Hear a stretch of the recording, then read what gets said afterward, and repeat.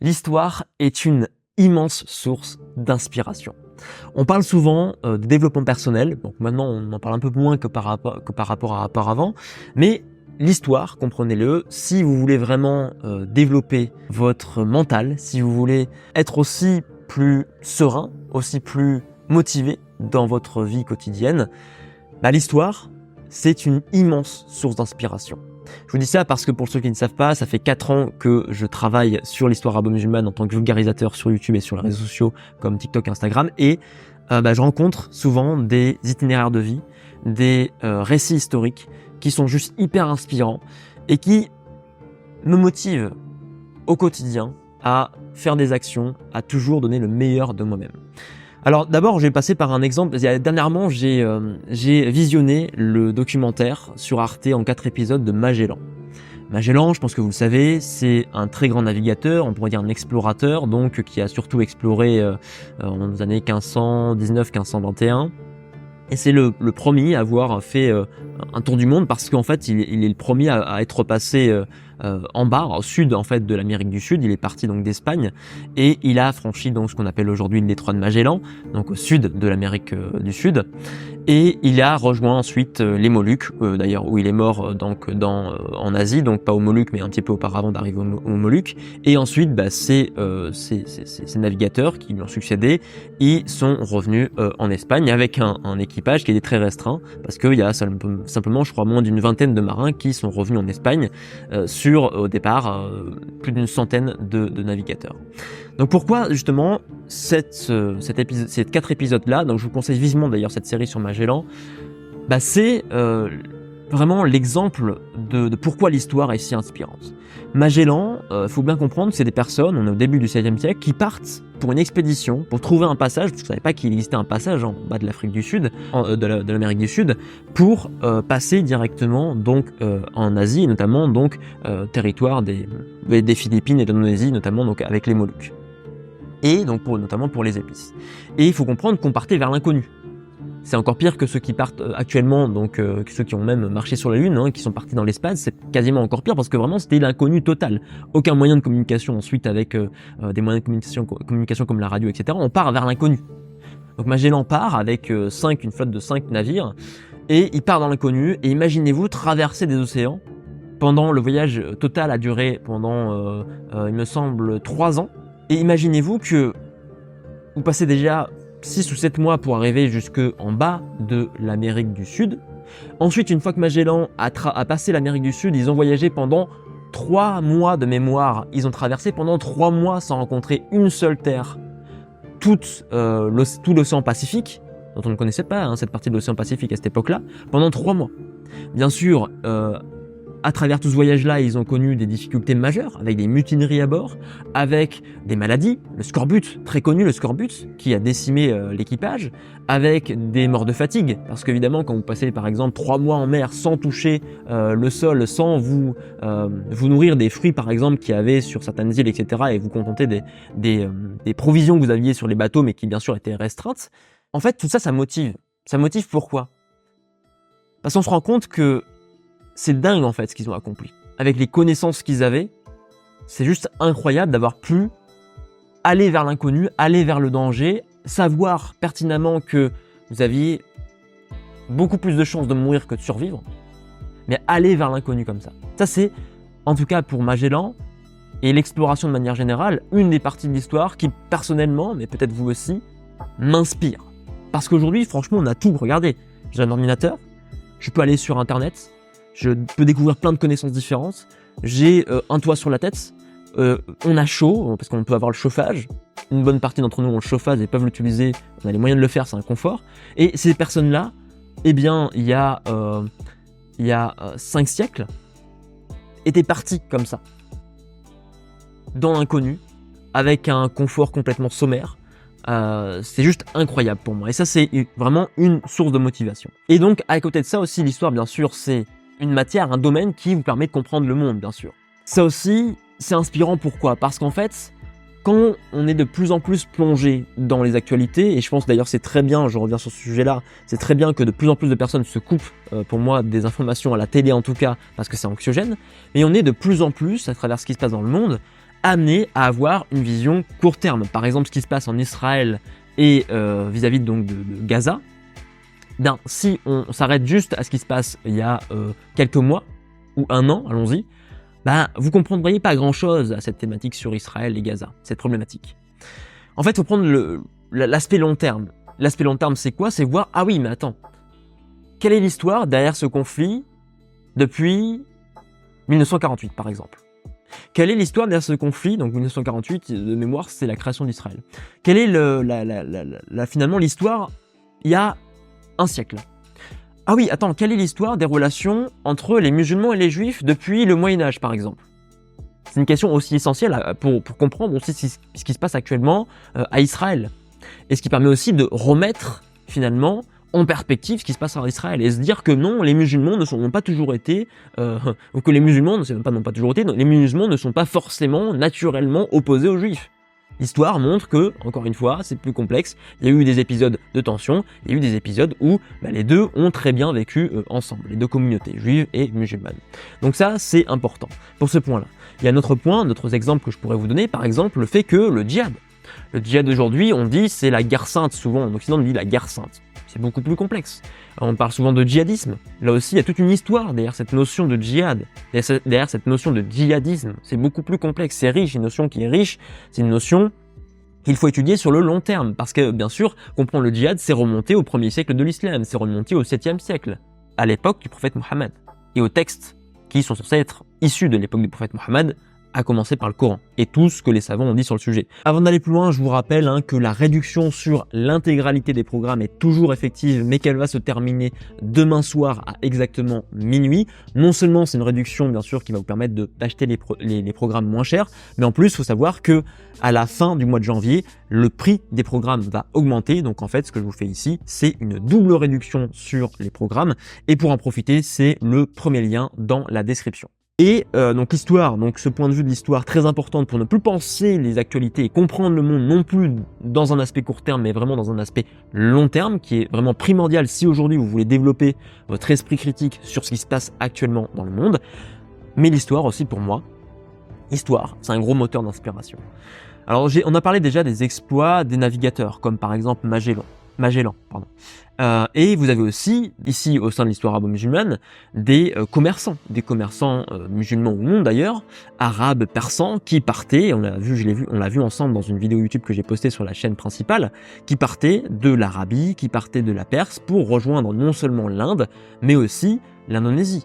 Et ensuite, certains partaient même jusqu'en Chine. Et hop, ils faisaient ensuite le voyage retour, où d'ailleurs certains se sont installés sur place. Ça aussi, c'est motivant de savoir que au XIIe siècle, au Xe siècle, des personnes avec les moyens qu'ils avaient de l'époque pouvaient parcourir autant de distance à une époque aussi reculée, avec toutes les difficultés qu'ils avaient.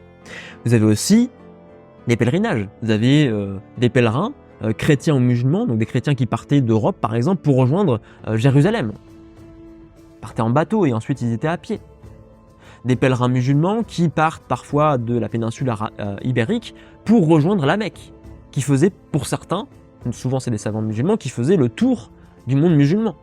À une époque où c'est extrêmement dangereux, vous aviez les maladies, vous aviez les problématiques de guerre aussi, parce que quand vous franchissiez les territoires, non seulement vous aviez des guerres, parce que par rapport aux chrétiens par exemple, c'est compliqué, des guerres entre États musulmans, des aussi pillages de certains pirates ou de certains bandits de grand chemin, tout ça, ça faisait partie du voyage, ça faisait partie des choses qui contribuaient à une telle difficulté du voyage. Vous avez aussi, même pour ceux qui étaient plus ou moins aisés, comme par exemple, ici je pense aux auteurs, le travail était difficile pour eux aussi.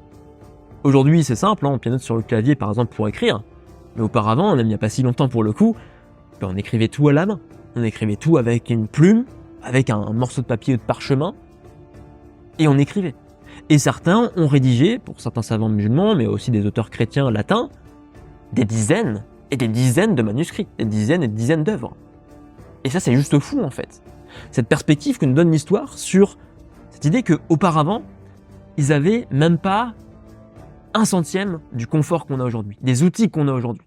Et pourtant, ils ont réalisé des choses juste immenses. Et ça, pour moi, c'est vraiment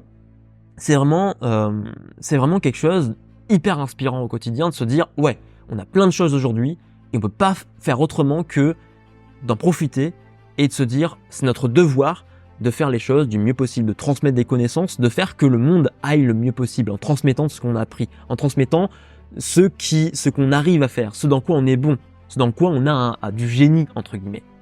Et on peut même, là je parle de Moyen-Âge, hein, mais on peut même revenir au début du XXe siècle. Le quotidien de ceux qui vivaient au début du XXe siècle en France n'a rien à voir, absolument rien à voir avec notre quotidien aujourd'hui. Et voilà, c'est juste, je trouve une mission qu'on a tous, vraiment de donner le meilleur de nous-mêmes parce qu'on a les moyens aujourd'hui, les outils pour faire des choses juste fabuleuses et pour faire au maximum pour transmettre le maximum de bonnes choses dans le monde, parce que je pense qu'aujourd'hui, je pense que vous serez d'accord avec moi, on a besoin de transmettre des choses positives dans le monde. Donc ça revient à dire tout ce que je vous dis là, qu'aujourd'hui, je trouve, en tout cas en Occident et pour une grande partie des Occidentaux, on est des privilégiés. On est des privilégiés pourquoi ? Parce que je vous l'ai dit, on vit dans un confort matériel. La majorité d'entre nous vivent dans un confort matériel. On a ce qu'il nous faut comme outil, on vit avec un toit sous la tête, on est chauffé, on peut manger, on a une alimentation, on n'est pas restreint par l'alimentation, la majorité des personnes. C'est un confort juste dingue, mais aujourd'hui on l'a oublié malheureusement. Il n'y a pas si longtemps encore au XXe siècle, l'alimentation, certains mouraient de faim. C'est juste, faut juste s'en rappeler de tout ça. Aussi, on a Internet. Internet, il suffit de taper un petit texte sur Google, Monsieur Google, et on a accès à plein de connaissances différentes. C'est juste fou. Là encore, si on revient 20 ou 30 ans auparavant, ça nous paraîtrait complètement incroyable. Et pourtant, aujourd'hui, c'est ça. Vous allez sur YouTube, vous avez plein de savoirs disponibles. Vous avez sur Internet, vous avez plein de connaissances disponibles. Et en plus, ces connaissances, grâce aux réseaux sociaux aujourd'hui, on peut les partager. Voilà, on peut partager des choses négatives, mais je pense qu'on peut aussi partager des choses positives. Et moi, là où j'aime ce que je fais, et je le fais, j'essaie de le faire du mieux possible, c'est de transmettre justement des connaissances sur ce passé de l'histoire arabo-musulmane et sur l'islam. Parce que ça permet au monde, je pense, de mieux se porter en ayant une vision plus juste de l'islam. Après, à chacun de se dire « je suis contre l'islam ou pour l'islam ». Je critique l'islam pour cette chose, mais une fois que chacun a les connaissances précises et qu'il voit que les choses sont complexes et que l'histoire est riche, chacun, avec cette base de connaissances, eh bien, il a les bases pour juger de ce qui est bon, de ce qui est mauvais, de ce qu'il pense être bien ou mauvais, etc., etc. Et ça, c'est important. Donc, le partage et finalement de profiter de tout ce qu'on a aujourd'hui pour faire du mieux possible et transmettre la meilleure chose possible à ceux qui nous entourent. Et puis, il y a aussi en Occident en tout cas, et en France en tout cas, la liberté. On a une liberté folle comparée auparavant. Une liberté folle où aujourd'hui, comme je vous l'ai dit, on peut se filmer comme je le fais actuellement aujourd'hui avec vous. Je me filme, j'ai juste à sortir la petite carte SD, la mettre sur YouTube, uploader et j'envoie mes pensées à des milliers, parfois pour certains des centaines de milliers de personnes. Ça, c'est juste une liberté incroyable. C'est une liberté incroyable. Je ne sais même pas si on en prend conscience, mais c'est juste fou en fait. C'est tellement commun que c'est juste fou. C'est un petit peu comme l'intelligence artificielle. Il y a un an et demi, on se disait « Ouais, c'est quand même incroyable que une intelligence artificielle, on lui marque un texte, on lui pose une question, il nous répond comme c'est un vrai humain, etc. » Mais aujourd'hui, en seulement un an, c'est presque devenu habituel en fait tout ça. Mais c'est juste fou. Il faut bien comprendre que c'est juste fou et c'est une opportunité de dingue tout ça. Et donc, moi je vous invite vivement, en connaissance de tout ça, de regarder, étudier l'histoire, non seulement donc pour apprendre des choses, je vous l'ai dit, hein, c'est ce dilemme entre court terme et long terme, importance du long terme, et cette idée de vous dire, voilà comment ils vivaient auparavant, voilà ce qu'ils ont accompli auparavant, est-ce que nous sommes dignes de ce que nos prédécesseurs ont accompli? Est-ce que nous sommes dignes, avec tout ce qu'on a aujourd'hui, de les égaler? Et qu'est-ce qu'on peut faire aujourd'hui pour, du mieux possible, apporter le maximum de choses positives au monde? Et quand je dis le monde, bien sûr, ça paraît un petit peu naïf, apporter le monde, que le monde aille mieux, etc. Mais c'est simplement, peut-être diffuser vos connaissances sur l'histoire arabo-musulmane que vous avez apprises en me suivant, par exemple, ou peut-être en accédant à mes programmes, à ceux qui vous entourent, vos proches, vos amis, en leur disant, tu vois, cette partie de l'islam, on dit ça sur les médias, etc. En fait, vous voyez, c'est un peu plus compliqué. Alors oui, il y a des problématiques parfois, mais vous voyez, attention à ce qu'on te dit et tout ça. Mais rien que ça, c'est déjà quelque chose d'important, quelque chose que vous apportez de positif. Donc voilà, participez à améliorer le monde et à aussi, avec ces connaissances-là et par rapport à l'histoire, à défendre votre vision, une vision plus juste, à défendre vos valeurs personnelles, qui divergent d'un individu à l'autre. Mais l'essentiel, c'est de développer ces connaissances. Donc les connaissances, vraiment, c'est un grand pouvoir. c'est un grand pouvoir. Aujourd'hui, au XXIe siècle, je pense que les connaissances, c'est le pouvoir qui vous permet non seulement d'avoir un esprit critique et donc d'être indépendant vis-à-vis de tout ce que vous entendez autour. On a de plus en plus accès à des informations qui nous parasitent, et si on n'a pas un socle solide de connaissances, on est incapable de se dire ça c'est vrai, ça c'est faux, ça c'est à nuancer, c'est à moitié vrai. Et ça, je pense que c'est vraiment un socle à avoir, socle des connaissances hyper important aujourd'hui. Et puis, je vous rappelle qu'il vous reste exactement un jour pour bénéficier de la réduction sur l'intégralité des programmes jusqu'à demain à exactement minuit. En plus, en sachant encore une fois que à partir du début du mois de février, le prix de la plupart des programmes aura augmenté. Donc pour vous, c'est l'occasion vraiment d'avoir accès, de profiter d'une double réduction sur les programmes. Donc tout ça se passe bien sûr sur le premier lien dans la description. Si j'avais un seul programme à vous conseiller par rapport à tout ce qu'on a dit dans cette vidéo et au cours de la précédente, ce serait le programme sur le djihad, où vous allez avoir un point de vue, des connaissances et un contenu qui va durer 8 à 9 heures avec 3 heures de contenu personnel où je vais vous parler de la notion de djihad dans les textes religieux, de sa matérialisation au sein de l'histoire arabo-musulmane et 3 entretiens avec des chercheurs. Ce cours, bien sûr, il va vous appartenir en plus à vie une fois que vous l'aurez pris. Aussi, si vous voulez aller encore plus loin et directement acheter plusieurs programmes, je vous invite aussi à découvrir le pack que je viens de créer, le pack qui contient les 6 meilleurs programmes que j'ai créés jusqu'à maintenant. Profitez-en encore une fois, c'est l'occasion donc de profiter de cette promotion et en plus avant la hausse des prix pour le faire. Encore une fois, ça se passe dans le premier lien dans la description. Si vous avez des questions à me poser, n'hésitez pas à le faire. Je vous invite vivement à le faire soit par commentaire YouTube, soit directement via mon mail averroes.histoire@gmail.com. Et sur ce, quant à nous, eh bien, on se retrouve pour la prochaine vidéo. Mais jusque-là, bien sûr, portez-vous bien.